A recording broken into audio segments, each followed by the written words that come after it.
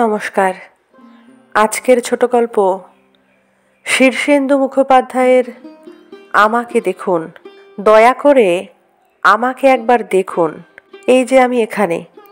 একটু আগে আমি বাসের পাদানিতে ঠেলে ঠুলে উঠলাম। তারপর নিরেট জমাট ভিড়ের ভিতরে আমি এ বগল সে বগলের তলা দিয়ে এর ওর পায়ের ফোকর দিয়ে ঠিক ইঁদুরের মতো একটা গর্ত কেটে কেটে এত দূর চলে এসেছি।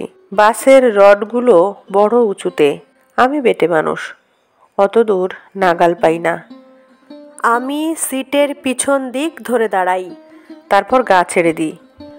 বাসের ঝাঁকুনিতে যখন আমি দোল খাই, আশেপাশের মানুষের গায়ে ভর দিয়ে টাল সামলাই, তখন আমার আশেপাশের লোক কেউ খুব একটা রাগ করে না। কারণ আমার ওজন এত কম যে কারো গায়ে ঢলে পড়লেও সে আমার ভার বা ধাক্কা টেরই পায় না। হ্যাঁ, এখন আমি বাসের পিছন দিকটায় একটা সিট চেপে ধরে দাঁড়িয়ে আছি। আমার দুধারে পাহাড়ের মতো উঁচু উঁচু সব মানুষ। তারা আমাকে এত ঢেকে আছে যে বোধহয় আমাকে দেখাই যাচ্ছে না, কিংবা দেখলেও লক্ষ্য করছে না কেউ। ওইটাই মুশকিল। আমাকে অনেকেই দেখে কিন্তু লক্ষ্য করে না। এখন আমি যার পাশে দাঁড়িয়ে আছি কিংবা যার মুখোমুখি, তারা আমাকে হয়তো দেখছে, কিন্তু নির্লিপ্তভাবে, যেন আমি না থাকলেও কোনো ক্ষতি বা লাভ ছিল না। তার কারণ বোধহয় এই যে আমার চেহারায় এমন কিছু নেই যাতে আমাকে আলাদা করে চেনা যায়। হ্যাঁ মশাই, আমি মাত্র 5 ফুট 2 ইঞ্চি লম্বা, রোগাই, তবে খুব রোগা নয় যেটা চোখে লাগে, কালোই, তবে খুব কালো নয় যে আর একবার তাকিয়ে দেখবে কেউ। 40 বছরের পর আমার মাথা ক্রমে ফাঁকা হয়ে চুল পাতলা হয়ে এসেছে, অথচ টাকও পড়েনি। টেকো মানুষকেও কেউ কেউ দেখে। তার উপর আমার মুখখানা, সেটা না খুব কুৎসিত না সুন্দর। আমার নাক থ্যাবড়া নয়, চোখাও নয়, চোখ বড়ও নয়, আবার কুতকুতেও নয়। কাজেই এই যে এখন ভিড়ের মধ্যে আমি দাঁড়িয়ে আছি, দুধারে উঁচু উঁচু মানুষ, এই ভিড়ের মধ্যে কেউ কি আমাকে দেখছেন? দেখছেন না, কিংবা দেখলেও লক্ষ্য করছেন না, আমি জানি। আমার বিয়ের পর একটা খুব মর্মান্তিক মজার ঘটনা ঘটেছিল। বউ ভাতের 2-1 দিন পর আমি আমার বউকে নিয়ে একটু বাজার করতে বেরিয়েছিলাম, আর কয়েকদিন পরই দিরাগমনে শ্বশুরবাড়ি যাব। সেই কারণেই কিছু নমস্কারী কাপড় চোপড় কেনা দরকার ছিল। রাস্তায় বেরিয়ে আমি আমার বউকে জিজ্ঞেস করলাম, নিউ মার্কেটে যাবে? আমার যা অবস্থা তাতে নিউ মার্কেটে বাজার করার কোনো অর্থ হয় না। বরাবর আমার বাসার কাছে কাটরায় সস্তায় কাপড় চোপড় কিনি। তবু যে আমি এই কথা বলেছিলাম তার 1 নম্বর কারণ ছিল যে আমার বউটি ছিল মফস্বলের মেয়ে, নিউ মার্কেট দেখেনি। তার 2 নম্বর কারণ হলো আমার শ্বশুরবাড়ির দিকটা আমাদের তুলনায় বেশ একটু পয়সাওয়ালা। আমি নিউ মার্কেটের কথা বললাম যাতে আমার বউটি খুশি হবে, আর শ্বশুরবাড়ির লোকেরা যখন শুনবে কাপড় চোপড়ে নিউ মার্কেট থেকে কেনা, তখন তাদের ভ্রু একটু ঊর্ধ্বগামী হবে। কিন্তু ওই নিউ মার্কেটের প্রস্তাবটাই একটা মারাত্মক ভুল হয়েছিল, কারণ ওখানে না গেলে ঘটনাটা বোধহয় ঘটতই না। ব্যাপারটা হয়েছিল কি, নিউ মার্কেটে ঢোকার পর ঝলমলে দোকান পসার দেখে আমার বউ মুগ্ধ হয়ে গেল। যে কোনো দোকানের সামনেই দাঁড়ায়, তারপর শোকেসে রেখে এক পা করে হাঁটে, আমার দিকে তাকাতেও ভুলে গেল। তখন আমার নতুন বউ, কাজেই আমার অভিমান হওয়া স্বাভাবিক। আমি তাকে এটা ওটা দেখিয়ে একটু মাতুব্বরির চেষ্টা করলাম বটে, কিন্তু সে বিশেষ কোনো জিনিসের দিকে মনোযোগ না দিয়ে সব কিছুই দেখতে লাগলো। অভিমানটা একটু প্রবল হতেই এক সময় আমি ইচ্ছে করেই হাঁটার গতি খুব কমিয়ে দিলাম, কিন্তু বউ সেটা লক্ষ্য না করে নিজের মনে হেঁটে যেতে লাগলো। তাই দেখে এক সময় আমি একদম থেমে গেলাম, কিন্তু বউ হাঁটতে লাগলো। দোকান পসারের দিকে তার বিহবল চোখ, আর গার্ড অফ অনার দেওয়ার সময়ে সোলজাররা যেমন হাঁটে তেমনি তার হাঁটার ভঙ্গি। আমি দূর থেকে দেখতে লাগলাম আমার বউ সেই ঝলমলে আলোর মধ্যে লোকজনের ভিড় ঠেলে হেঁটে যাচ্ছে। মাঝে মাঝে সে কথাও বলছিল বটে, আমি তার সঙ্গেই আছি ভেবে, কিন্তু সত্যি আছে কি না তা সে লক্ষ্য করল না। এইভাবে বেশ কিছু দূর যাওয়ার পর সে কি একটা জিনিস দেখে খুব উত্তেজিতভাবে আমাকে দেখানোর জন্য মুখ ফিরিয়ে আমাকে খুঁজতে গিয়ে দাঁড়িয়ে পড়ল। চারদিকে চেয়ে আকুল হয়ে খুঁজতে লাগলো আমাকে। তখনই মজা করার একটা লোভ আমি আর সামলাতে পারলাম না। নিউ মার্কেটে যে গোলক ধাঁধার মতো গলিগুলো আছে, তার মধ্যে যেটা আমার সামনে ছিল, আমি তার মধ্যে ঢুকে গেলাম। এবার মফস্বলের মেয়েটা খুঁজুক আমাকে। যেমন সে আমাকে লক্ষ্য করছিল না, তেমন বুঝুক মজা। আমি আপন মনে হাসলাম। আমি উকি মেরে দেখলাম আমার বউটা কান্না মুখে চারিদিকে চাইতে চাইতে ফিরে আসছে দ্রুত পায়ে। আমার কষ্ট একটু হলো ওর মুখ দেখে, তবু আর একটু খেলিয়ে ধরা দেব বলে আমি গলির মধ্যে ঢুকে গেলাম। আর ও দিশেহারার মতো এদিক ওদিক অনেকবার হাঁটলো। এ গলি সে গলিতে খুঁজতে লাগলো আমাকে। আমি ওকে চোখে চোখে রাখছিলাম। একসময় বুঝতে পারলাম যে এবার আমাকে না পেলে ও কেঁদেই ফেলবে, এমন করুণ হয়ে গেছে ওর মুখশ্রী। চোখ দুটো ছলছলে আর লাল হয়ে গিয়েছিল। তাই একসময় ও যে গলিটাতে হেঁটে যাচ্ছিল, আমি পা চালিয়ে অন্য পথে গিয়ে সে গলিটার উল্টো দিক দিয়ে ঢুকলাম। তারপর হাসি হাসি মুখ করে দাঁড়িয়ে রইলাম। বিপরীত দিক থেকে ও হেঁটে এলো। ঠিক মুখোমুখি দেখা হলো আমাদের।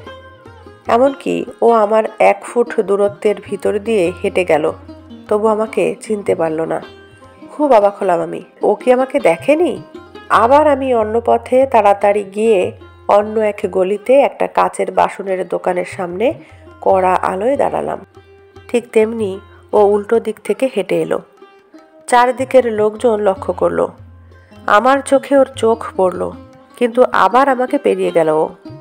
এমনকি পেরিয়ে গিয়ে একবার পিছু ফিরেও দেখলো না। এরকম কয়েকবার আমাদের দেখা হলো, কখনো বইয়ের দোকানের সামনে, কখনো ফলের দোকান কিংবা পুতুলের দোকানের সারিতে। কিন্তু ও আমাকে কোনোবারই চিনতে পারল না। উদ্ভ্রান্তভাবে আমাকে খুঁজতে খুঁজতে আমাকেই পেরিয়ে গেল। তখন আমি ভাবলাম, মফস্বলের এই মেয়েটা খুব ঘোরেল। আমি ইচ্ছে করে লুকিয়েছিলাম বুঝতে পেরে এখন ইচ্ছে করেই চিনতে পারছে না। কিন্তু ওর মুখের করুণ এবং ক্রমে করুণতর অবস্থা দেখে সে কথাটা সত্যি বলে মনে হচ্ছিল না। তবু আমি অবশেষে একটা ঘড়ির দোকানের সামনে ওর রাস্তা আটকে দাঁড়িয়ে গেলাম। বললাম, এই যে। ও ভীষণ চমকে গিয়ে অবাক হয়ে আমাকে দেখলো।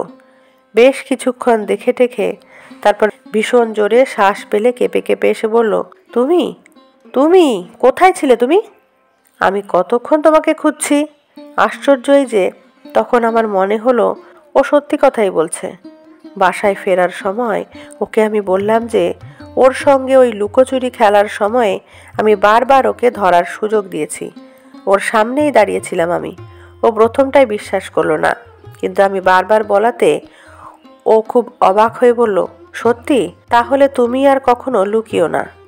এরকম করাটা বিপজ্জনক। বেঁধে ভাই কন্ডাক্টর, এইখানেই আমি নেমে যাব। দেখি দাদা।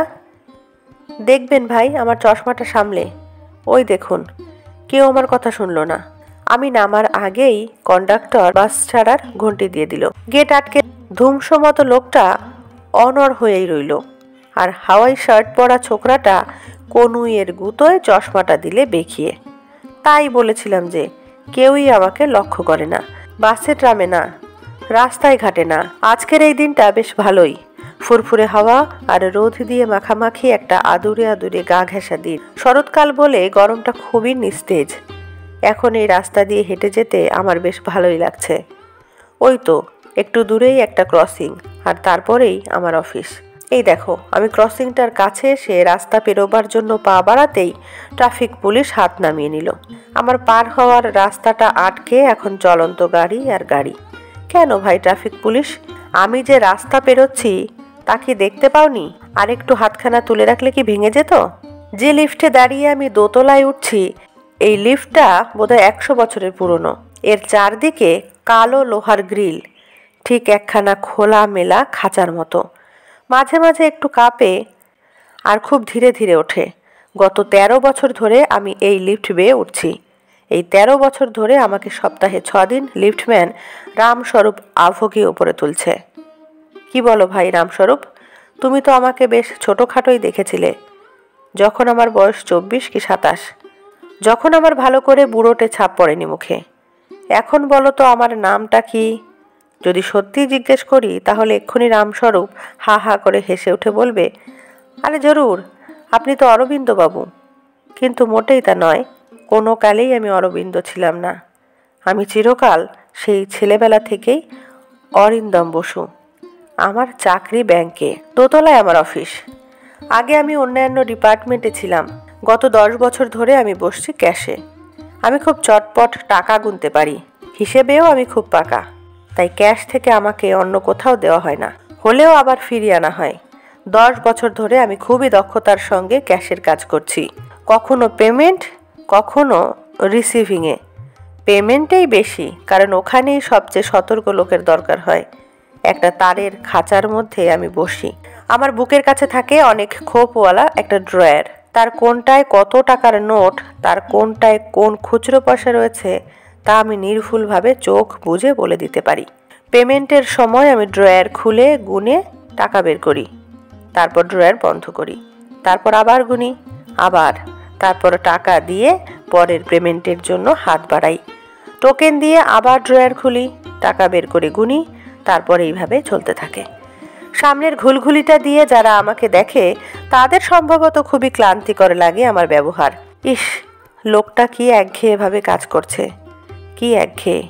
ঘুলঘুলি দিয়ে তারা আমাকে দেখে, কিন্তু মনে রাখে না রামবাবু আমাদের পুরনো বড় খদ্দের, প্রকাণ্ড কারখানা আছে। এজেন্টও তাকে খাতির করে। খুব খুঁতখুঁতে লোক। বেশিরভাগ সময়েই লোক না পাঠিয়ে নিজেই এসে চেক ভাঙিয়ে নিয়ে যান। আমি কতবার তাকে পেমেন্ট দিয়েছি, তিনি ঘুলঘুলি দিয়ে প্রসন্ন হাসি মুখে ধন্যবাদ দিয়েছেন। একবার আমার বড় শালা কলকাতায় বেড়াতে এসে অনেক টাকা উড়িয়েছিল। সেবার সে আমাকে নিয়ে যায় পার্ক স্ট্রিটের বড় একটা রেস্তোরাঁয়। সেখানে গিয়ে দেখি রামবাবু একা বসে আছেন, হাতে সাদা স্বচ্ছ জিন, খুব স্বপ্নালু চোখ। সত্যি বলতে কি, আমি ভাগোন্নতির কথা বড় একটা ভাবি না। অন্তত সে কারণে রামবাবুর সঙ্গে দেখা করার কথা আমার মনেই হয়নি। আমি পুরনো চেনা লোক দেখে এগিয়ে গিয়েছিলাম। রামবাবু ভ্রু তুলে বললেন, কোথায় দেখেছি বলুন তো? মনেই পড়ছে না।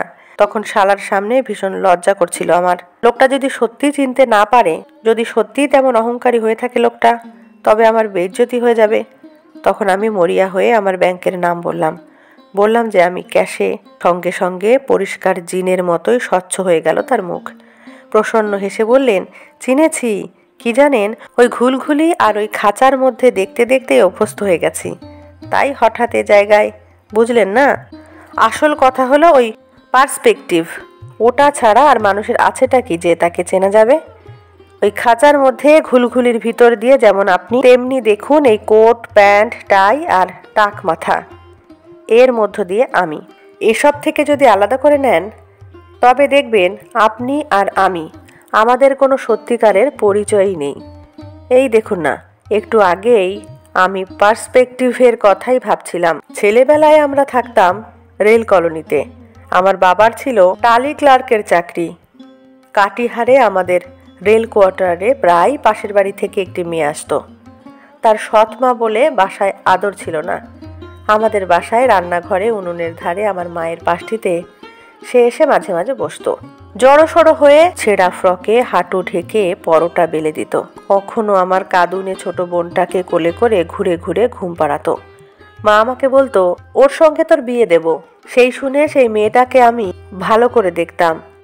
কি যে নেশা লেগে যেত, কি করুণ কৃষক খড়ি ওঠা মুখখানা, আর কি যে তীরে সুন্দর, যেন পৃথিবীতে বেশি দিন থাকবে বলে ও আসেনি। রামবাবু এটুকু বলেই দীর্ঘশ্বাস ছাড়লেন, আর আমি ব্যগ্র হয়ে জিজ্ঞেস করলাম, তারপর কি হলো? সে কি মরে গেল? রামবাবু মাথা নাড়লেন, না না, মরবে কেন? তাকে আমি বিয়ে করেছি বড় হয়ে, সে এখনো আমার বউ।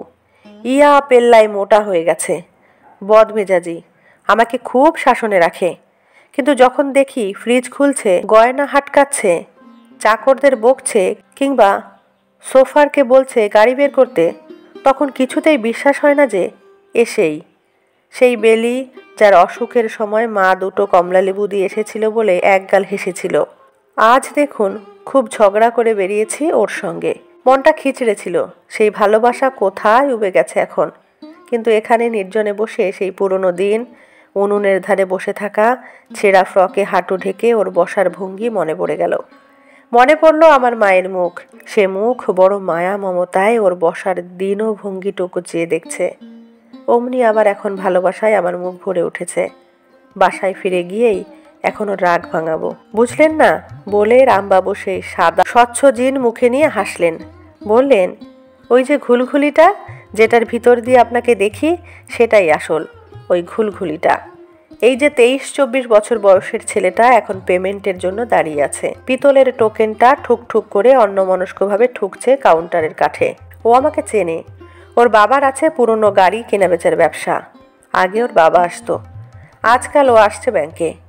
মাঝে মধ্যে চোখে চোখ পড়লে আমি হেসে জিজ্ঞেস করি, কি বাবা ভালো তো? ও খুশি হয়ে ঘাড় কাত করে বলে, হ্যাঁ। কিন্তু আমার সন্দেহ হয় যে একদিন যদি হঠাৎ করে এখান থেকে আমাকে সরিয়ে নেওয়া হয় এবং মোটামুটি সাধারণ চেহারার কোনো লোককে বসিয়ে দেওয়া হয় এ জায়গায়, তবে ও বুঝতেই পারবে না তফাৎটা। তখনও ও অন্যমনস্কভাবে পিতলের টোকেনটা ঠুকবে কাঠের কাউন্টারে, অন্যমনস্কভাবে চেয়ে থাকবে।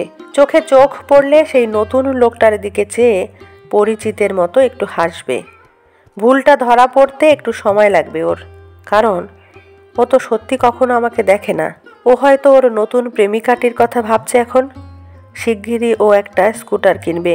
ও ঘাড় ফিরিয়ে রিসেপশনের মেয়েটির দিকে কয়েক পলক তাকালো, তারপর ঘড়ি দেখলো। একবার টোকেনটার নম্বর দেখে নিল। ঘুলঘুলির ভিতর দিয়ে দেখলো আমার দুখানা হাত ক্লান্তিকরভাবে মোটা এক গোছা টাকা গুনছে। ও আমার মুখটা অপলক দেখেই চোখটা ফিরিয়ে নিল। কিন্তু আমি জানি যে ও আমাকে দেখলো না। আর 15 মিনিট পরে 2টো বাজবে। তখন আমি ক্যাশ বন্ধ করে নিচে যাব টিফিন করতে।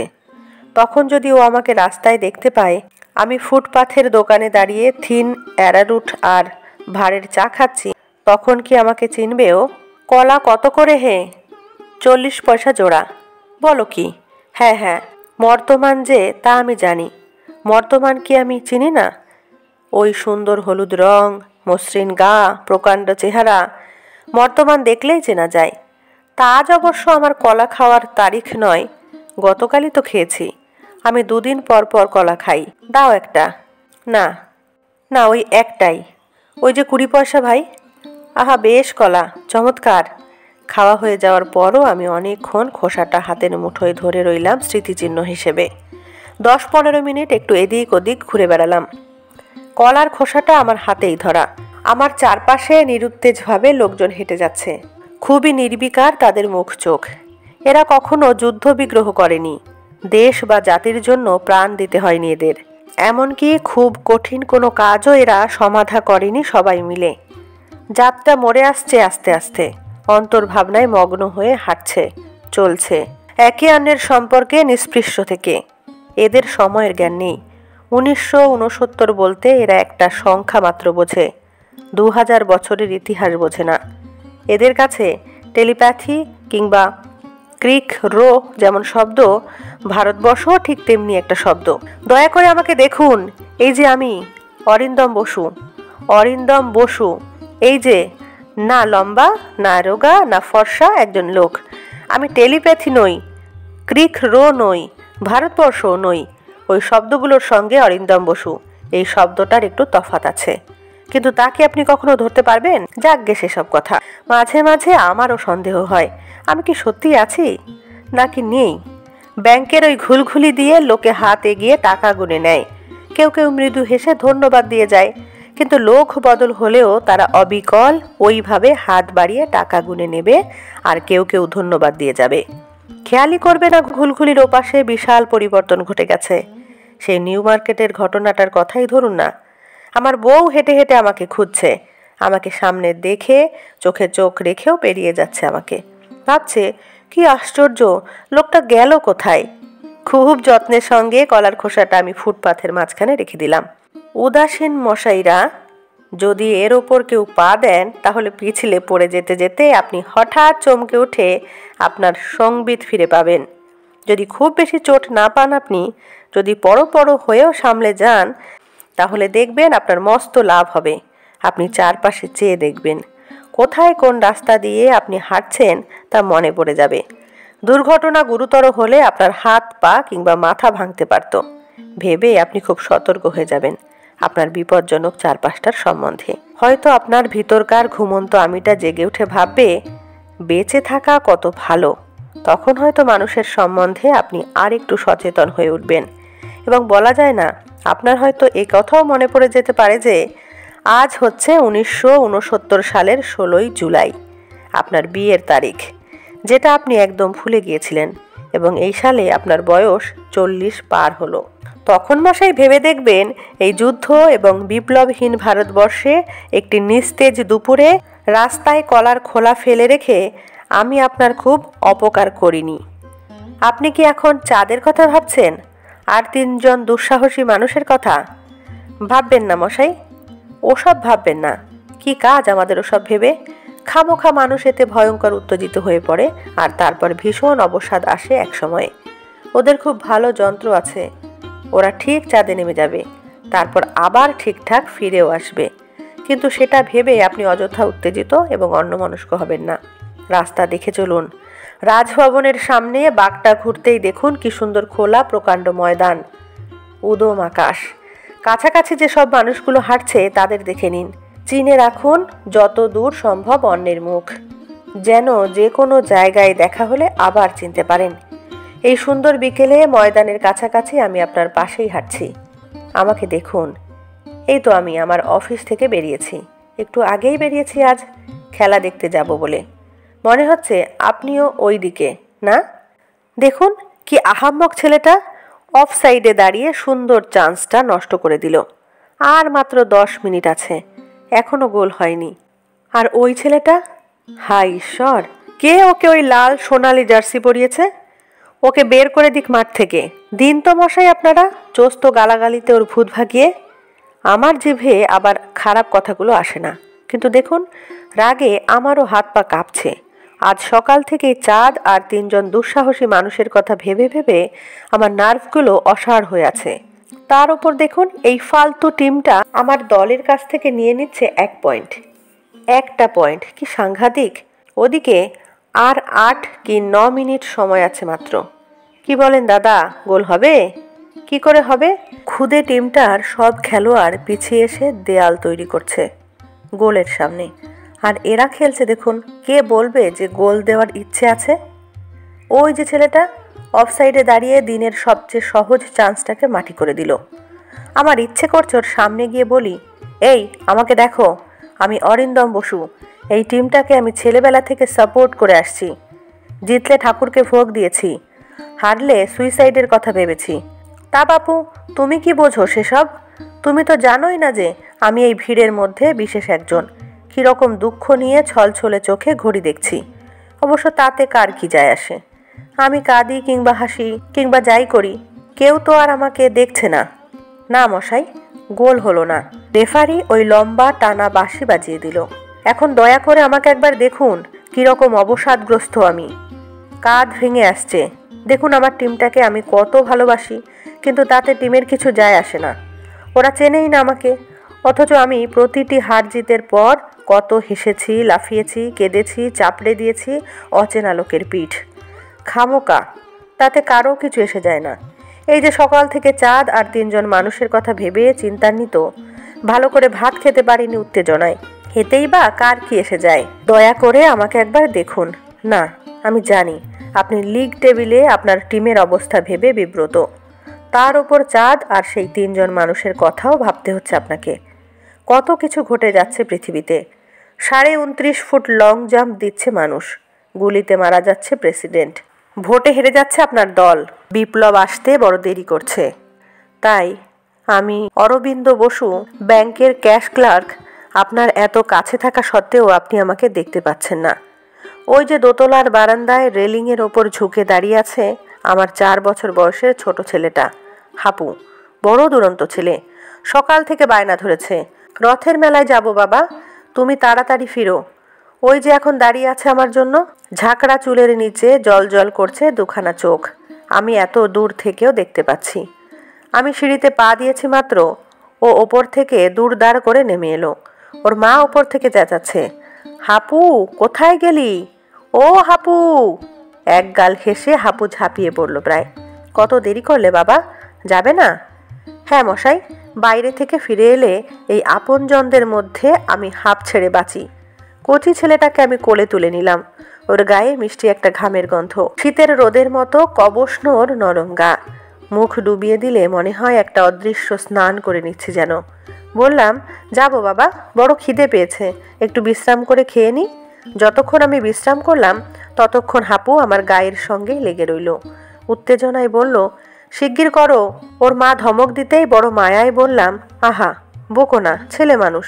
আসলে ওর ওই নেই আঁকড়ে ভাবটুকু বড় ভালো লাগে আমার। বড় দুরন্ত ছেলে, মেলায় পা দিতেই হাত ছাড়িয়ে ছুটে যেতে চায়। বললাম, ওরকম করে না হাপু, হাত ধরে থাকো। আমার হাত ধরেই তুমি ঠিকমতো মেলা দেখতে পাবে। ও কেবল এদিক ওদিক তাকায়, তারপর ভীষণ জোরে চিৎকার করে জিজ্ঞেস করে, ওটা কি বাবা? আর ওটা? আর ওইখানে? আমি ওকে দেখিয়ে দিই।